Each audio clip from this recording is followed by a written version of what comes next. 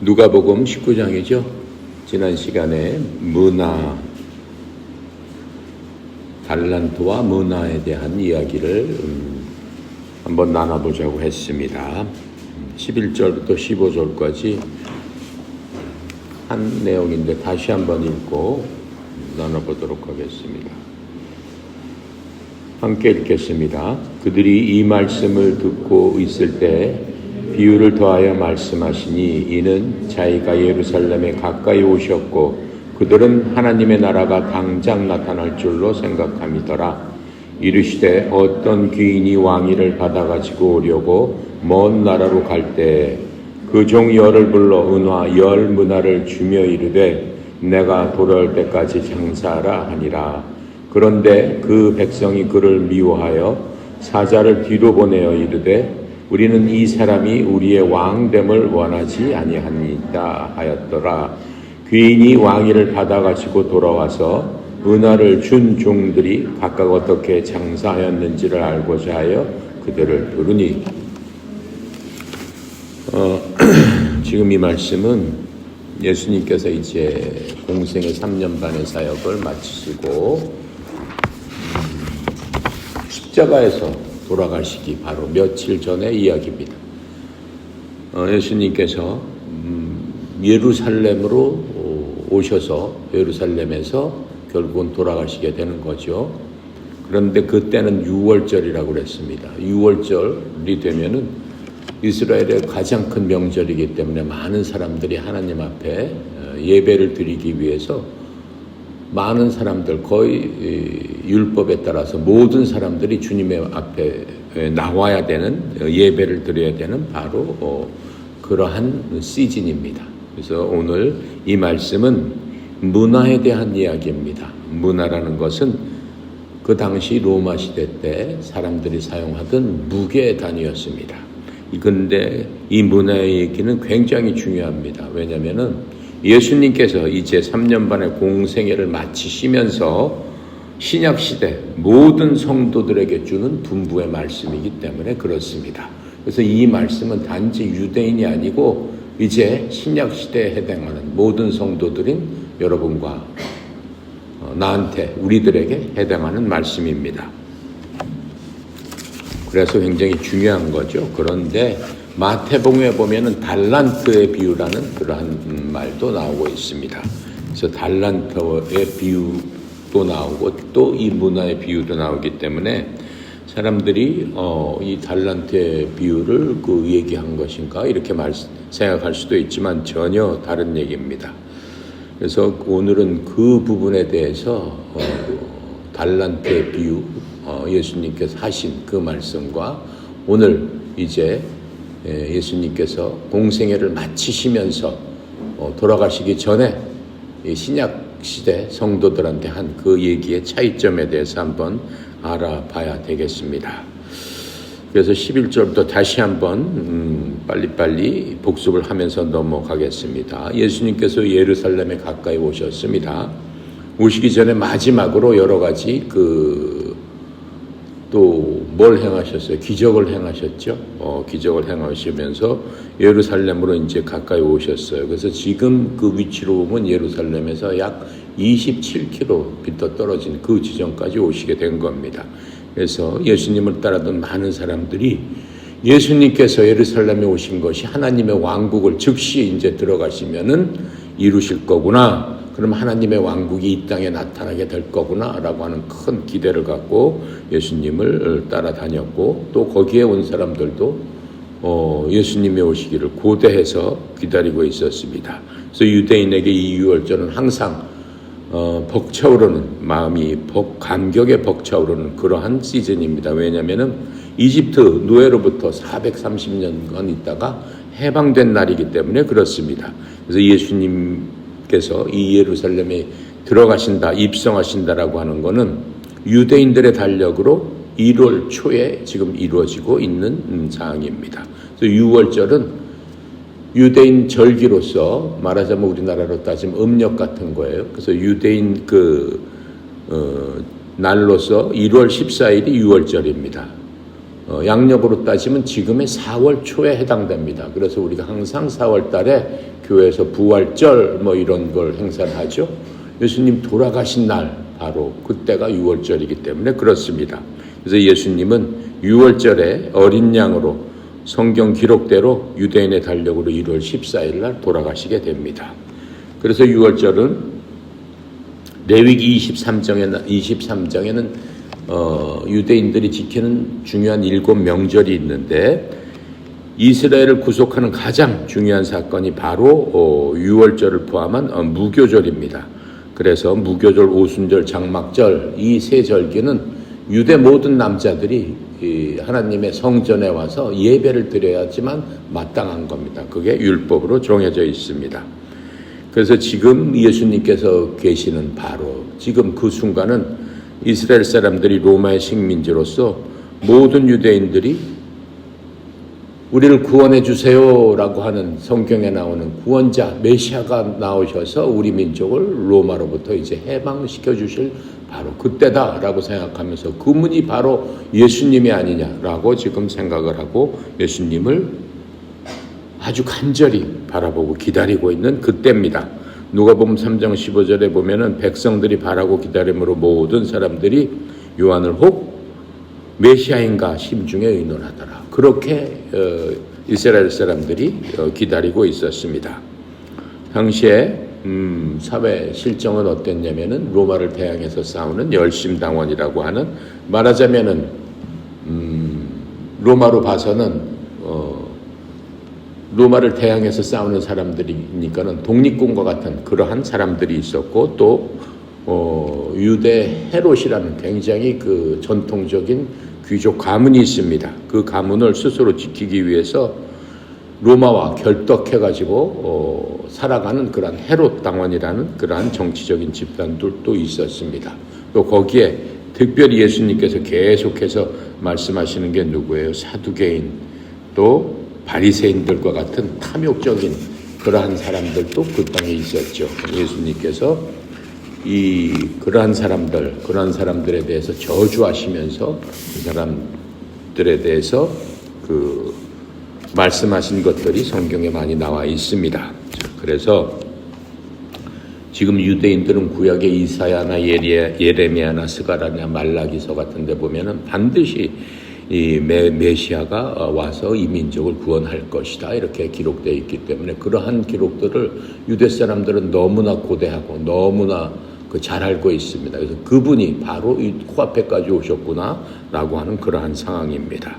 그래서 예수님께서 이제까지 이루신 많은 표적들이 있었죠. 이적과 기적과 이런 것들을 보고 예수님께서 오시면 당장에 바로 이 로마를 쳐 부수고 하나님의 왕국을 세울 것으로 기대하는 자들이 정말로 많았어요. 그래서 하나님께서 구약의 예언을 지금 성취하시려고 이 약속된 왕을 보내주신 게 아니냐라고 하면서 예수 그리스도를 원했던 거죠. 그런데 느닷없이 예수님께서 제자들에게 그러한 상황에서 문화 비유를 지금 말씀하시는 거예요.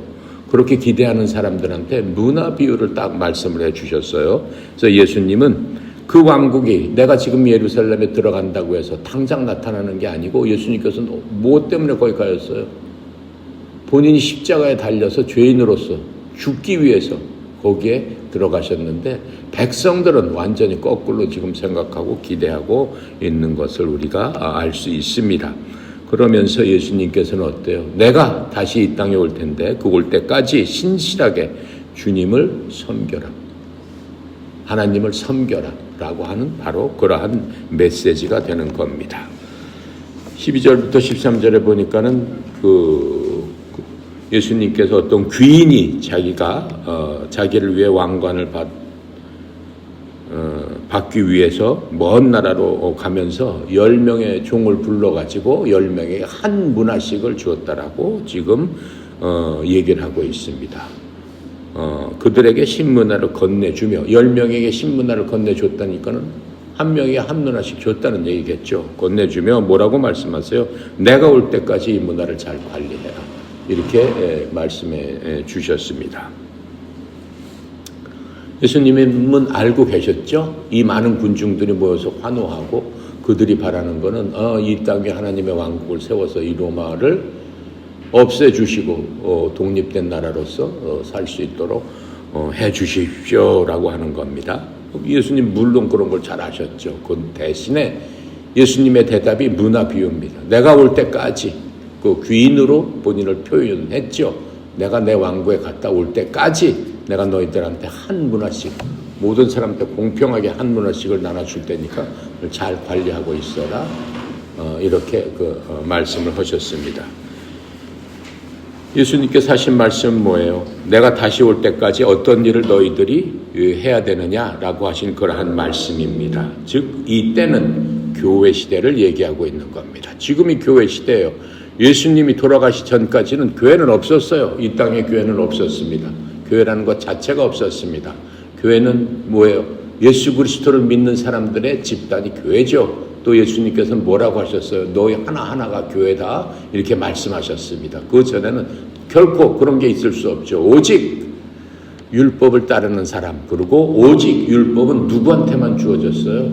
오직 유대인들한테만 주어졌지 다른 나라 사람들은 율법을 지킬 필요도 없었고 율법을 따를 필요도 없었습니다. 그런데 예수님께서 오셔서 그 모든 것들이 바뀌기 시작하고 하나님의 이 세상을 통치하는 방법이 완전히 바뀌는 그러한 모습을 보여주시면서 예수님께서 문화 비유를 주신 겁니다. 자, 마태복음 23장 14절부터 30절에 보면은 달란트의 비유가 나옵니다. 하지만 이 둘은 완전히 다른 비유입니다. 마태복음 25장 14절을 보면은 이렇게 써 있습니다. 하늘의 왕국이 마치 먼 나라로 여행하면서 자기 종들을 불러 그들에게 자기 재산을 맡긴 어떤 사람과 같으니라. 하늘의 왕국은 그러니라 이렇게 말씀하고 있습니다. 지금 25장 마태복음 25장과 24장에는 무슨 얘기가 나오냐면은 마태복음 24장에는 대환란이 나옵니다. 이 세상은 망한다라고 하는 게 나옵니다. 그리고 하나님께서 이 세상에 큰 환란을 줘서 이 세상이 망하는 그 시점에 유대 사람들에게 어떠한 일이 임하는가를 하나님께서 보여주시는 내용이 25절입니다. 그래서 마태복음 25장은 하늘의 왕국에 대해서 말씀하시는 거예요. 25장 1절에 그때 하늘의 왕국은 하면서 이 하늘의 왕국이 이 세상이 멸망당한 다음에 유대 사람들은 너희들한테 어떠한 모습으로 되는데 너희들은 어떠하게 될 것이다 라고 하는 것들을 알려주고 있는 게 달란트의 비유입니다. 그래서 지금 그 달란트의 비유는 대환란이 끝나는 시점에 유대인들에게 어떤 일이 임하는가를 예수님께서 보여주시는 내용 전체가 마태복음 25장에 기록되어 있습니다. 마태복음 25장 31절에 보니까는 하나님의 아들이 자기 영광 속에서 모든 거룩한 천사들과 함께 올 때 자기 영광의 왕자에 앉아 이렇게 하면서 이 세상의 끝에 하나님께서 예수님께서 어떠한 모습으로 어떻게 심판을 하시는가가 24장 25장에 나와 있습니다. 지금 이 땅에 오시게 되면은 이 땅에는 무엇이 이루어져요? 여러분 다 알다시피 우리가 기대하고 있는 건 이 땅에 1000년 동안 진짜 하나님의 왕국이 이루어지는데 지금 이스라엘 백성들이 로마 제국을 갖다가 멸망시키고 예수님 오셔서 우리나라를 살려주세요 라고 하는 게 아니라 이 세계 전체가 뒤집히는 거예요.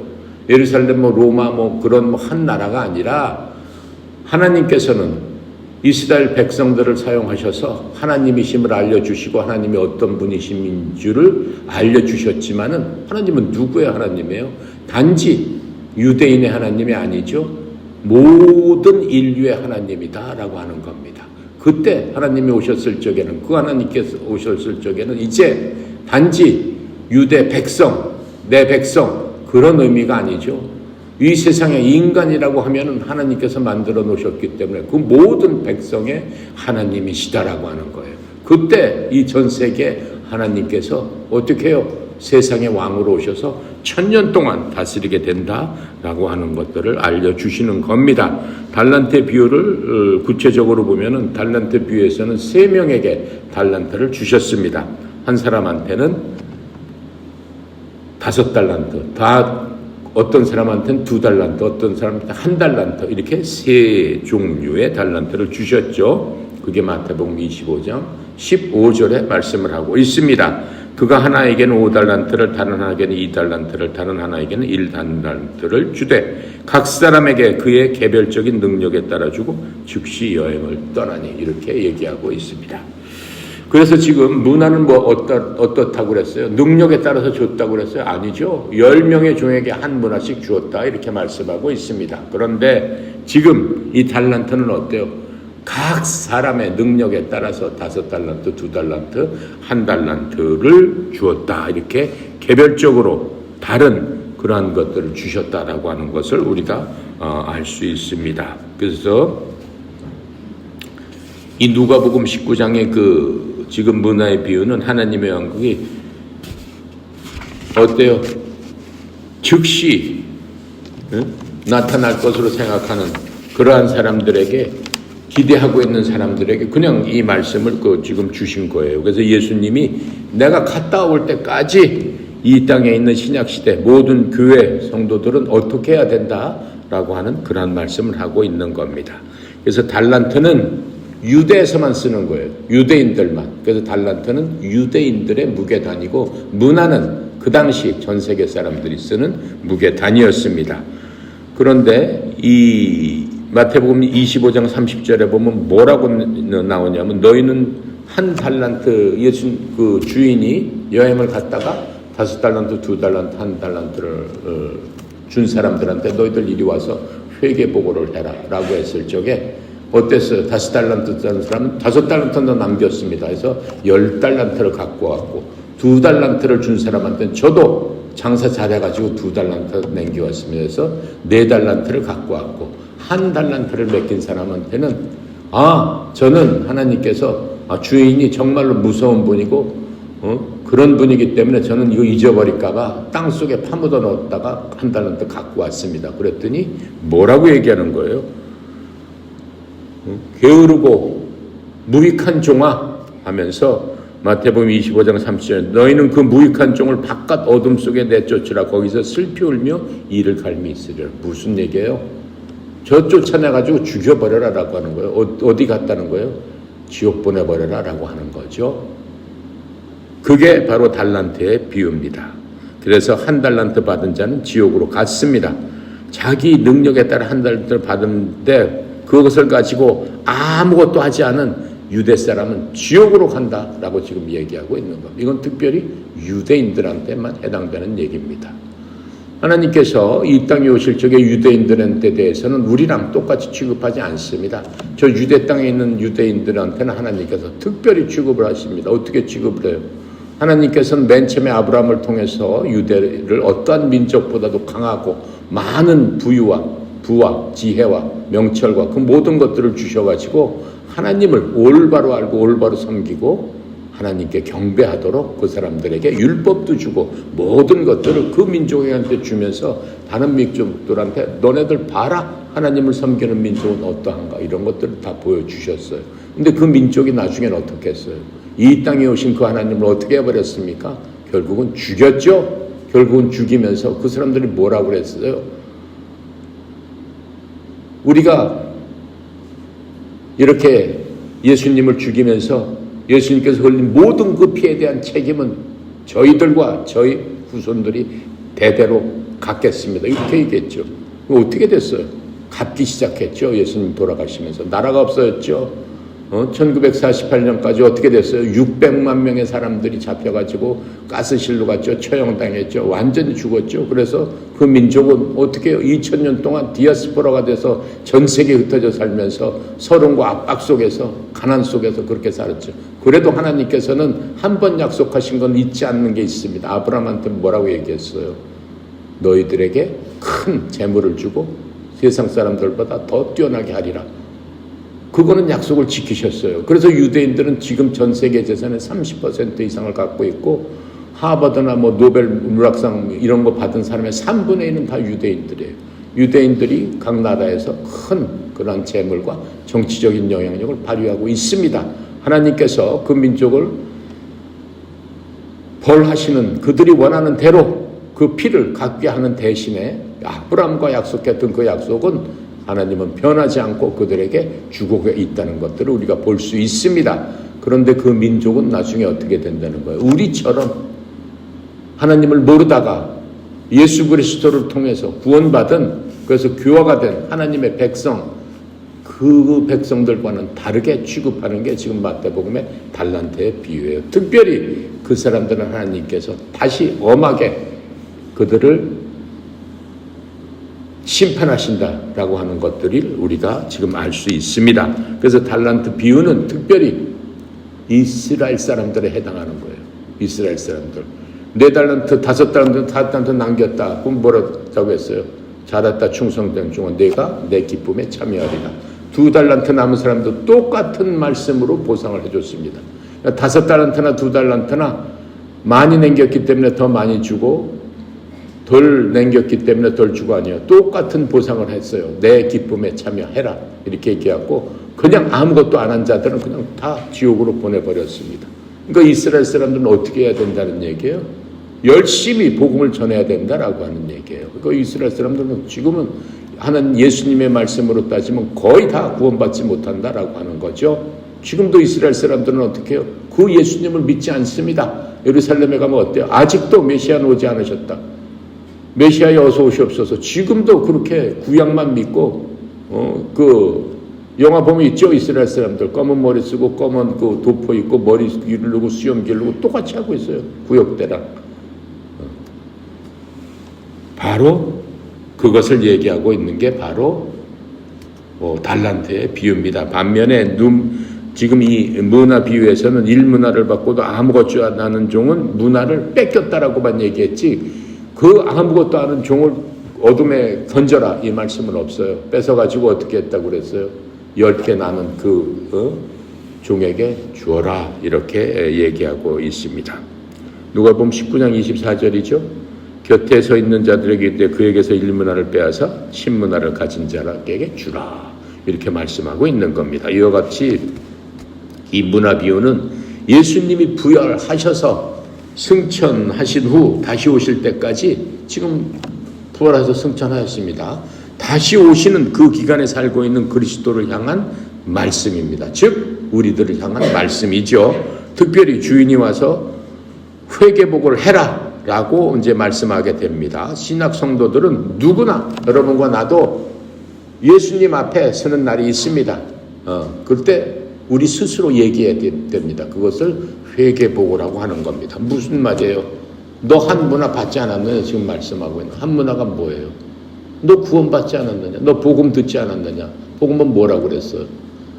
너희들이 성령을 받고 어때요? 예루살렘, 유다와 예루살렘과 사마리아 땅 끝까지 가서 내 증인이 되리라. 되어야 한다. 그게 예수님께서 우리한테 한 문화씩 주신 것이다 라고 지금 말씀하고 있는 겁니다. 로마서 14장 10절부터 12절에 이런 말씀이 있죠. 그런데 내가 어찌하여 내 형제를 판단하나 어찌하여 내 형제를 무시하느냐? 우리가 다 그리스도의 심판석 앞에 서리라. 기록된 바 내가 살아있음을 두고 맹세하노니 모든 무릎이 내게 굴복하였고 모든 혀가 하나님에게 자백하리라. 주가 말하노라 하였느냐. 그런즉 이처럼 우리 각 사람이 자신에 관하여 하나님께 회개복하리라. 주님 앞에서는 거짓말 못합니다. 주님 앞에서는 모든 마음이 어떻게 된다고 보면 하얗게 되는 거예요. 그냥 뭐 계산하고 변명하고 뭐 할 생각이 안 나요. 그냥 눈앞에 하얘지는 거예요. 그러면서 나의 모든 것들이 사실 하나하나가 내 스스로 입을 하게끔 딱 보는 순간 그게 나오는. 난 어떻게 했습니다. 난 나를 위해서 어떻게 했습니다. 난 누구를 위해서 무슨 일을 했습니다. 난 누구를 이용했습니다. 난 누구를 미워했습니다. 난 거짓말했습니다. 나는 어떻게 했습니다. 누구를 뭐 했습니다. 그런 식으로 그냥 다 나와버리는 거예요. 그게 회개복을 하게 되는 겁니다. 고린도서 3장 11절부터 17절에 이렇게 얘기를 하고 있습니다. 잘 들어보세요. 아무도 이미 놓인 기체 외에 다른 기초를 놓을 수 없나니 이 기초는 예수 그리스도시니라. 그런데 어떤 사람이 이 기초 위에 금이나 은이나 보석이나 아무 건초나 집을 세우면 그 사람의 일이 드러나리라. 그날에 그것을 밝히 드러내리니 이는 그것이 불에 의해서 드러나며 그 불이 각 사람의 일이 어떤 종류인지 그것을 시험할 것이기 때문이라. 그날이 뭐예요? 바로 그리스도 심판석 앞에 바로 우리가 서게 되는 바로 그날이에요. 예수님께서 이 땅에 재림하게 되시는 바로 그날이에요. 그때 이 땅에서는 큰 환란이 일어나지만 교회인 우리들은 성령님께서 우리를 예수 그리스도 심판석으로 공중으로 바로 이끌어서 우리는 그리스도 앞에 그리스도를 영접하게 되는 겁니다. 하지만 그때 잔치가 벌어나기 전에 한 사람 한 사람씩 예수님 앞에 나와서 나는 구원받은 후에 어떠한 일을 제가 했습니다 라고 스스로 자백하고 회개복을 하게 된다라고 하는 겁니다.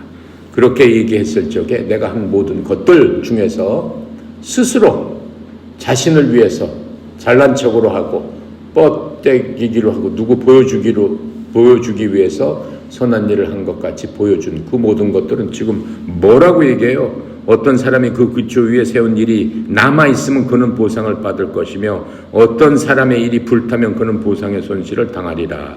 그러나 자신은 구원을 받되 불에 의해 받는 것 같이 받으리라. 이렇게 얘기하는 거예요.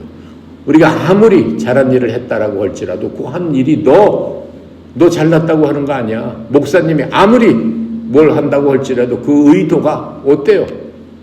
자기의 이름을 위해서, 자기의 명예를 위해서, 자기의 무엇을 위해서 했다라고 하면은 예수님 앞에 갔을 적에 제가 목회를 하면서 몇 년 동안 하면서 구원을 어떻게 했고 세례를 몇 명을 줬고 뭐라고 했습니다. 그랬을 적에 그 일에 대해서 판단을 한다라고 하는 거예요. 그 일을 한 것 자체가 불에 타서 없어지는 순간 그건 아무것도 아니다라고 지금 말씀하고 있는 겁니다.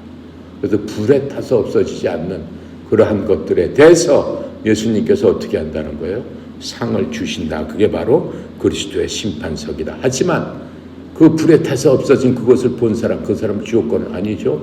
그 사람이 이미 구원받았기 때문에 하나님의 백성으로서 살게 되지만 하나님께서 주시는 상은 없다라고 하는 거예요. 남들은 10고을, 100고을을 다스릴 적에 그 사람은 그냥 거기에 가서 수문장 정도 하고 그런 일밖에는 못한다라고 지금 말씀을 하고 있는 겁니다. 자, 14절 이제 보겠습니다. 그때 국민들이 그를 미워했으므로 그가 간 뒤에 소식을 보내어 이르되 우리는 이 사람 우리 통치하는 거 원치 않아이다 라고 해서 사람을 보내서 그 귀인에 대해서 어떻게 했어요? 방해를 했다라고 하는 거죠. 유대인들이 이러한 비유의 말씀을 들었을 적에 수년 전에 일어난 일들에 대해서 바로 생각을 할 수가 있어요. 무슨 얘기냐면 지난 시간에 내가 한번 설명했죠. BC 4년 헤롯 대왕이 죽자 자기 아들을 자기가 다스리던 땅 아켈레오를 물려주려고 아켈레오 거기에 대해서 로마 황제 아우구스투스 황제에게 가서 우리 그 아들이 우리 아버지의 땅이었는데 제게 그러한 권한을 그대로 주십시오. 저에게 그 땅을 다스리는 왕이 되게 해주시고 그 모든 재산을 제가 관할할 수 있도록 주십시오. 라고 얘기를 했는데 그 유대 사람들이 어떻게 해요? 유대 사람들이 이 아킬레오를 원하지 않았어요. 그래서 50명을 몰래 보내가지고 반대를 했습니다. 그랬더니 아우구스투스 황제가 어떻게 했어요? 왕이라는 칭호는 주지 않고 그냥 그 재산은 네가 관할해라 라고 하는 그러한 일이 있었다라고 하는 거. 그걸 비유로 지금 말씀해 주셨기 때문에 사람들이 어때요? 금방 알아들었죠. 그건 무슨 얘기예요? 예수님을 방해하는 사람들이 있었죠. 예수님을 나중엔 이 환호했던 군중들 어서 오십시오 메시아 다윗의 자손이요 하면서 당신 하나님의 아들입니다 라고 했던 사람들이 무슨 일이 일어나는 거예요? 그 사람들은 뭘 봤어요? 안진뱅이를 일으켜 병자를 고치고 소경이 눈 뜨고 어때요? 큰 기적을 봤죠. 죽은 자를 살린 바로 그분. 그랬을 적에 야 메시아다 그분 어서 오십시오 그렇게 했던 분이 어떻게 완전히 180도로 바뀌어서 예수님께서 나는 이 땅에서 로마를 물리치고 그렇게 하려고 온 게 아니라 이 땅에 복음을 선포하러 왔다. 가난한 자에게 하나님의 말씀 그것을 선포하러 왔다. 그렇게 얘기했을 적, 다 필요 없고 로마를 물리치지 않으니까 어떻게 한다고 그랬어요? 당신은 이제 우리의 역적입니다. 이런 식으로 해서 예수님을 죽이세요 라고 했던 사람들이다라고 하는 거예요. 마치 그 왕에게 50명을 보낸 것처럼 그 백성들이 그러한 짓을 했다라고 하는 것들을 예수님께서 지금 비유를 들어서 말씀하셨기 때문에 그 사람들은 어때요? 너무나 잘 알고 있었죠. 너무나 잘 알 수밖에 없었죠. 자, 그래서 16절부터 이제 우리 그 29절까지 보겠습니다.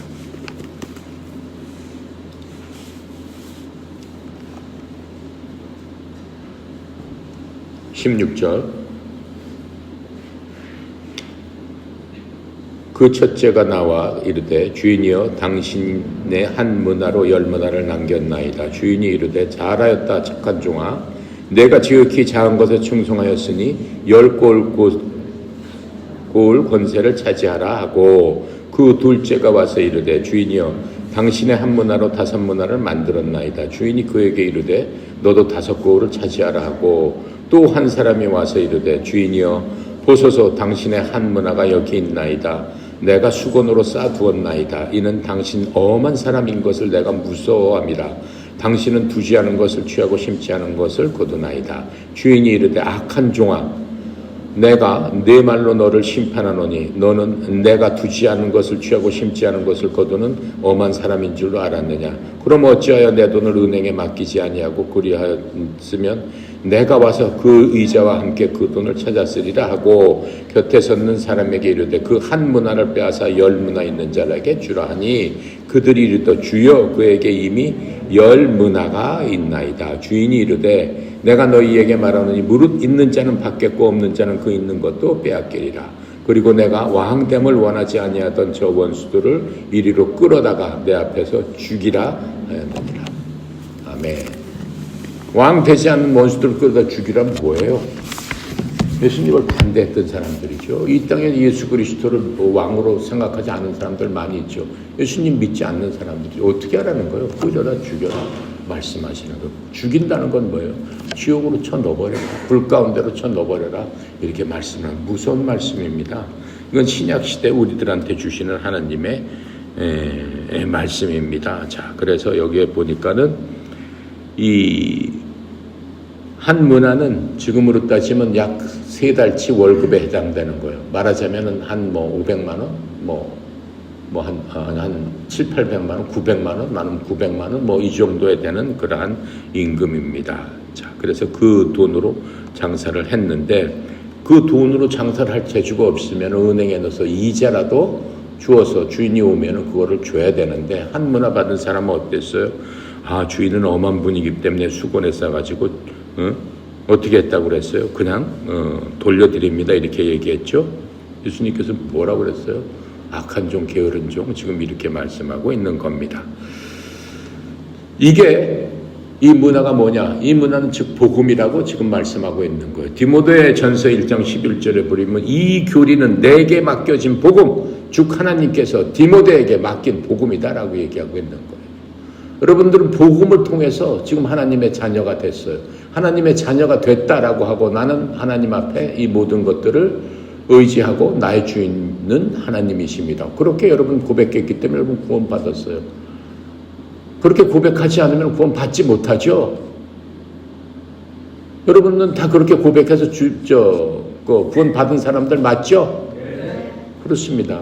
아멘입니다. 여러분들은 그렇게 했기 때문에 구원을 받았어요. 그랬으면 반드시 하나님 앞에 회개복을 해야 된다라고 지금 금방 우리 배웠습니다. 회개복을 할 적에 내가 준 그 복음 너희들을 내가 지옥으로부터 건져내고 마귀로부터 사탄으로부터 건져내서 내 왕국에 집어넣는데 너 한 일이 뭐냐라고 분명히 물어보신다라고 하는 겁니다.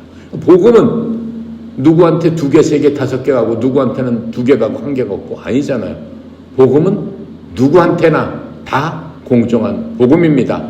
나이와 연령과 재산과 학벌과 어떤 거에 상관없이 복음은 누구한테나 공평한 거예요.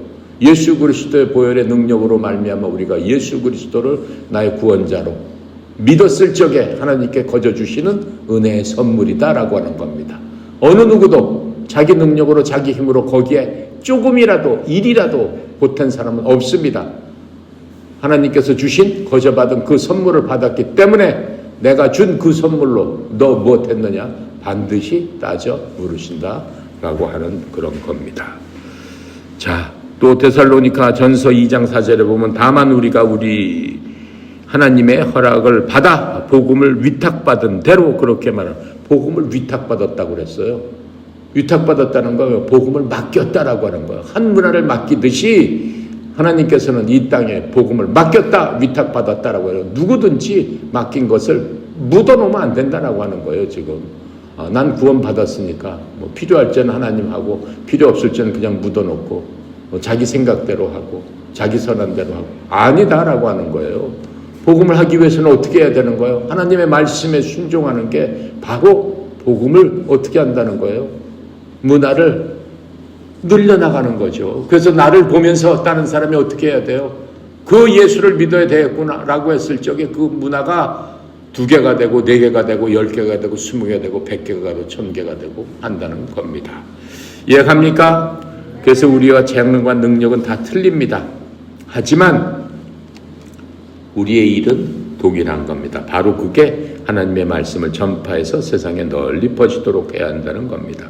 데살로니가 전서 1장 8절에 주의 말씀이 너희로부터 나와 마케도니아 아가에 울려 퍼졌을 뿐만 아니라 또한 하나님을 향한 너희 믿음의 모든 곳에 널리 퍼졌으므로 우리는 아무런 말을 할 필요도 없노라. 그만큼 열심히 자기가 받은 문화로 많은 사람들에게 건네주었다라고 하는 겁니다.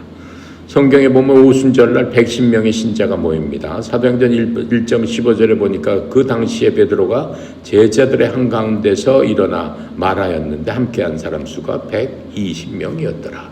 예수님께서 어때요? 이제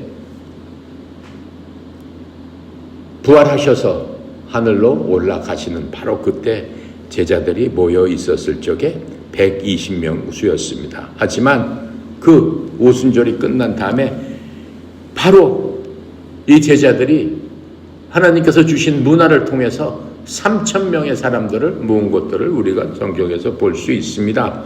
사도행전 2장 41절에 보니까 그때 그의 말을 기쁘게 받아들인 자들이 침례를 받으니 바로 그날 3,000명가량이 더 구원을 받더라 이렇게 얘기하고 있습니다. 그 후에 바로 5,000명의 신자들이 생깁니다. 사도행전 4장 4절에 보면 그럼에도 불구하고 그 말씀을 들은 자들 중에서 많은 사람들이 믿었고 남자의 수가 5,000이 되더라. 이 시간이 지나면서 유대 지도자들은 제자들에게 예루살렘 전체가 예수를 믿는 사람으로 채워졌다 이렇게 얘기를 합니다.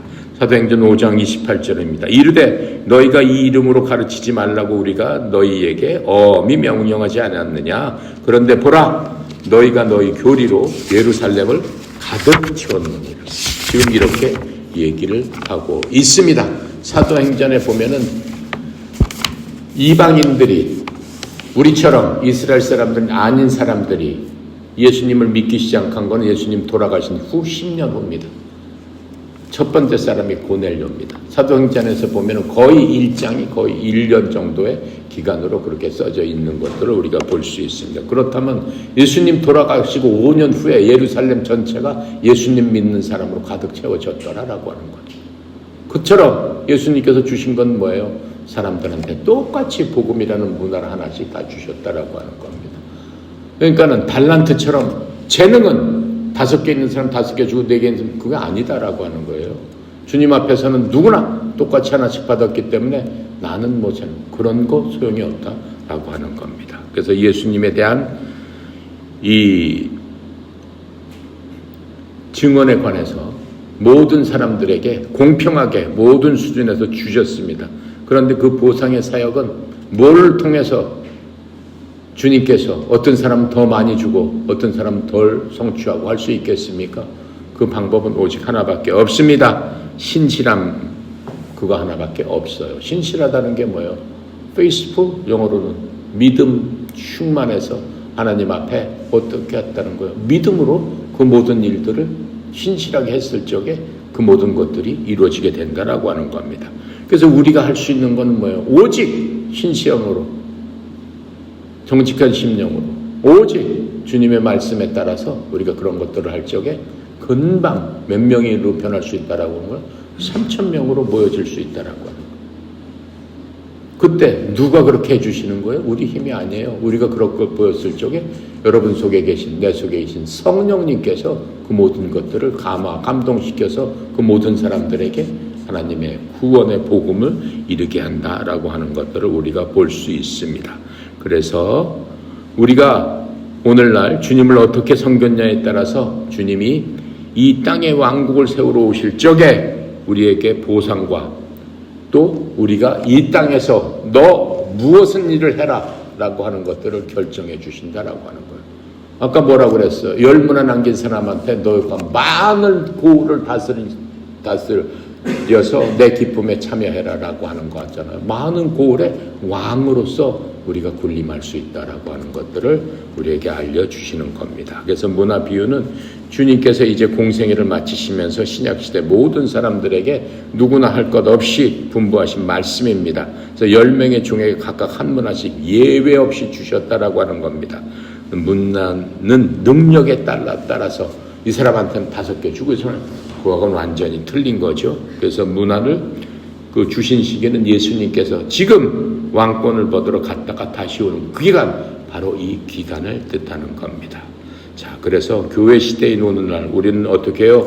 모든 성도가 예외적으로 공통적으로 받은 그 문화, 바로 그것은 복음의 전파입니다. 우리가 어떻게 해야 되겠어요? 복음을 선포하고 영혼을 구원하고 교회를 더 확장시키는 것, 바로 그게 우리가 여러분들이 해야 될 일입니다. 뭐 한다고 그랬어요? 복음을 선포하고. 복음을 어떻게 선포해요? 믿지 않는 사람들에게 예수님을 영접함으로 말미암아 하나님의 아들, 딸들이 되십시오라고 하면서 복음에 대해서 여러분 자신 있게 얘기를 해줘야 돼요. 내가 믿는 예수님은 어떤가? 내 속에 계시는 그리스도는 어떤가? 그렇게 얘기를 해야 돼요. 주님께서 뭐라고 얘기했다고 그랬어요? 여러분들이 복음에 대해서 입을 열어서 얘기하라고 하면 사람들이 많이 두려워합니다. 그때 예수님께서 하신 말씀이 뭐예요? 너는 그거 두려워하지 말라. 내가 얘기할 것을 내가 그때 생각나게 하리라. 누가 생각나게 한다는 거예요? 여러분 속에 계신 성령님께서 하나님의 말씀을 기억하고 생각나게 해서 전할 자에게 전하게 해주시겠다고 약속하신 바로 그겁니다. 그래서 예수님께서 교회가 시작되기 바로 그 시점에서 주신 말씀이 바로 이 문화 얘기입니다. 자, 그래서 우리들은 사도행전 1장 8절처럼 오직 성령께서 너희에게 오신 후에 너희가 권능을 받고 예루살렘과 온 유다와 사마리아 땅 맨 끝쪽에 이르러 나를 위한 증인이 되리라. 여러분은 구원을 받았으면은 먼저 성령님께서 여러분 속에 계셔야 되는 겁니다. 내 속에 성령님 계시는지 아닌지 모르겠어요. 구원받지 못한 거예요. 그럼 큰일 난 거예요. 여러분 어느 때고 간에 성령님의 음성을 들을 수 있어야 돼요. 성령님의 음성을 듣는다는 건 뭐예요? 내가 나쁜 일을 하고 다른 사람 해를 끼치려고 했을 적에 내 속에 들려오는 음성이 있어. 너 그렇게 하지 말아라. 내가 다른 사람을 미워하고 싶을 적에 성령께서 들려오는 음성이 있어. 너 그렇게 하면 안 된다. 그게 성령의 음성이에요. 그런데도 불구하고 계속한다. 어떻게 되는 거예요? 그 사람을 훈계를 하기 시작하는 거예요. 훈계의 형태는 여러 가지로 나타납니다. 훈계를 시작하면 어떻게 해야 되는 거예요? 하나님 앞에 엎드려서 어떻게 해야 돼요? 첫 번째로 회개해야 돼요. 훈계의 형태는 여러 가지로 나타나요. 첫 번째, 내 몸이 아프게 됩니다. 이유 없이 아프다. 그건 하나님의 세밀한 음성을 들어야 돼요. 하나님, 제가 잘못했습니다. 내 속에 있는 나한테 걸림돌이 있는 모든 것들을 주님 앞에 엎드려서 자복하면서 기도해야 돼요. 기도는 3가지가 가장 효과가 있습니다. 첫 번째, 감사의 기도예요. 그건 하나님께서 기뻐하시는 기도예요. 두 번째, 눈물의 기도예요. 내 마음속에서 깊이 흐르는 그 눈물, 그걸로 하나님의 발등을 적실 줄 하나님 기뻐하시는 겁니다. 세 번째, 회개의 기도예요. 기쁨의 눈물의 기도는 기쁠 때나 슬플 때나 어떠한 경우에도 하나님을 사랑하기 때문에 흘리는 그러한 눈물의 기도가 있습니다. 여러분 항상 감사할 적에 하나님께서 어떻게 하신다는 거예요? 기뻐하시는 거예요. 감사의 조건은 하루에 100개 이상 있을 수 있어요. 아침에 일어나게 해주시니 감사합니다. 걸어서 배우시게 해주시니 감사합니다. 운동하게 해주시니 감사합니다. 누구를 만나게 해주시니 감사합니다. 누구를 도와주시니 감사합니다. 밥을 먹게 해주니까 너무나 많잖아요. 그렇죠? 감사가 넘칠 적에 성령님께서 기뻐하신다라고 하는 거예요. 누구를 향한 감사예요? 하나님을 향한 감사이기 때문에 그런 겁니다. 아시겠어요? 그래서 모든 성도들의 기본적으로 얘기해 주는 건 재능 아니에요. 재능은 그거는 아무것도 아니에요. 하나님께서 훅 부르면 그 순간 끝나는 거예요. 예. 재능보다는 뭐예요? 신실함이다라고 얘기했죠. 신실해야 돼요. 하나님 앞에 정직한 심정으로, 순준한 심정으로, 주여 내가 주님의 말씀대로 살겠습니다. 어떻게 살아야 되는 거예요? 여러분 어떻게 살아야 되는 거예요? 주의 사람을 나보다 더 어떻게 여기고 더 높게 여기고, 그렇죠? 내 일만 돌아볼 뿐만 아니라 누구의 일을 돌아봐라. 옆에 사람 일도 돌봐라. 그거예요. 그 사람 기뻐할 때 같이 기뻐하고 슬퍼할 때 기뻐하고, 그 사람이 잘 되면 박수 쳐주고. 시기하고 질투하는 거는 뭐 하는 거예요? 시기하고 질투하는 게 옆 사람을 돌보는 일이에요? 아니잖아요. 그건 누가 주는 거예요? 마귀가 주는 거예요. 그런 마음을 갖게 되면 어떻게 되는 거예요? 자기가 피폐해지기 시작하는. 어떻게 피폐해지기 시작하는? 자기 마음이 괴로우니까. 자기 마음이 괴로우면 마귀는 어떻게 해요? 박수를 치는 거죠. 마귀가 하는 방법은 뭐예요? 사람을 거짓되게 하고. 그렇죠? 마귀는 거짓말장의 아버지라고 이야기했어요. 시기와 질투의 아버지라고 했어요. 거짓되게 하고 죽이고 결국은 그 사람을 망하게 한다. 결국은 망하게 하는 거예요. 그러니까 여러분들은 결코 지면 안 되는 거예요. 그때마다 어떻게 해야 돼요? 나를 괴롭히는 마귀야, 예수 그리스도의 보혈의 능력으로 나는 힘입은 사람이니 예수 그리스도의 능력으로 명하노니 마귀야 나가라, 이렇게 얘기해야 돼요. 예수님께서 마귀를 하나님의 말씀으로 또 명령으로 물리치셨더라, 이렇게 얘기했죠. 그렇죠? 우리 속에 계시는 예수님, 우리 속에 계시는 성령님의 능력을 힘입어서 어떻게 해야 된다는 거예요? 물리쳐야 된다라고 하는 게 주님께서 여러분과 나에게 원하시는 바로 그것이다라고 성경은 얘기하고 있습니다. 이해갑니까? 그래서 문화는 굉장히 중요한 거예요. 여러분 모두 문화를 받았기 때문에 그 문화를 그냥 싸가지고 갖고 있으면 주님께서 뭐라고 얘기한다고 그랬어요? 악하다, 게으르다, 이렇게 말씀하시면서 너 나중에 뭐나 하라고 그래요? 수문짝이나 하라. 그럼 되겠어? 되겠어 안 되겠어? 내 친구는 보니까 어휴 거기 뭐 고을에 뭐 왕이 돼가지고 맥고를 가리키는데 나는 가가지고 거기서 뭐 어서 오세요라고 하면서 그 문이나 지키고 앉아 있으면 슬픈 일이죠. 자, 기도하고 마칩니다. 감사하시고 거룩하신 하나님, 하나님의 은혜를 장관합니다. 이 시간도 주님 문화의 비유를 통해서 저희들에게 직접 말씀해 주셔서 이 시대를 살면서 주님께서 주신 그 거룩하신 사명대로 복음을 전파할 수 있는 그러한 저희들 되게 주여 축복하여 주었사오니 아버지 하나님, 저희들이 그 복음을 들고 땅 끝까지는 가지 못할지언정 내 삶 가운데서 내 주위에 있는 모든 사람들에게 나를 통해서 예수 그리스도의 향내와 예수 그리스도의 빛과 예수 그리스도의 생명이 흘러나와 그 문화가 아버지 하나님 주님께서 주신 그 문화를 옆 사람들에게, 믿지 않는 사람들에게, 잃어버린 영혼들에게, 마귀에 종속되어 있는 그런 사람들을 건져내고 구원해낼 수 있도록 저희들을 사용하여 주시옵소서. 아버지 하나님, 저희 협회가 3,000명의 구원을 위해서 열심히 기도하고 함께 우리 선수들과 동역할 적에 주께서 역사하여 주시사 오늘 들은 것처럼 3,000명의 혼을 단번에 구원하신 그 성령님의 은혜의 역사가 이 협회에도 일어날 수 있도록 예루살렘과 땅끝까지는 가지 못하지만은 우리 에어로빅과 힙합을 하는 그 모든 사람들에게 하나님의 은혜의 역사가 저희들의 문화를 통해서 일어날 수 있도록 주여 축복하여 주시옵소서. 특별히 송영희 사장님 하나님 축복하여 주시옵소서. 지금 여러 가지로 건강이 안 좋습니다. 성령님께서 역사해 주셔서 곧 회복되어서 이제까지의 피로가 하나님께 열심으로 여태까지 몸과 마음과 뜻과 정성을 다해 우리 선수들을 섬기고 예수님을 섬기고 교회를 섬겼던 주의 종이 그 섬기던 그 모습을 주님 기억하여 주시옵시고 빨리 회복될 수 있도록 성령께서 은혜의 역사를 물붓듯 부어 주시옵소서. 오늘 하루도 저희 계획하고 준비하고 행하는 모든 것들 주께 의탁드립니다. 감사드리며 우리 주 예수 그리스도 이름으로 기도드렸나이다. 아멘.